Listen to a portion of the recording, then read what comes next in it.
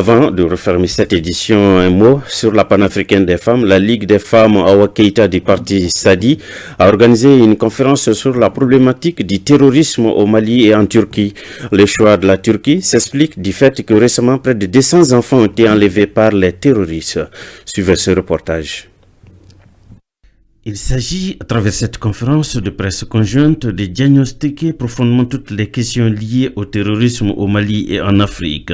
Cela regroupe les parties maliennes et turques. L'objectif est de conjuguer les efforts à une dimension régionale pour arriver à bout du terrorisme. Que tu sois mère au Mali ou que tu sois mère en Turquie, en Tunisie ou même au Sénégal, toutes les mamans ont les mêmes luttes. Il y a 3 mois de cela, on a appris que nos sœurs de la Turquie ont ce problème, c'est-à-dire ce problème d'enlèvement d'enfants.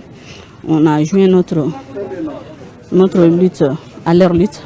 L'ambassadeur de Turquie au Mali, invité spécial de cette conférence, lance un appel à tous les chefs d'État africains de s'unir comme un seul homme pour faire face à ses ennemis, les terroristes. Malheureusement, nos 2 pays sont victimes du terrorisme. Mon pays lutte depuis des dizaines d'années avec le terrorisme. Nous aurons perdu des dizaines de milliers de citoyens dans cette lutte. Et de même, le Mali lutte contre le terrorisme. Et bien sûr, nous les hommes, nous souffrons, mais ceux qui souffrent encore plus, c'est les femmes.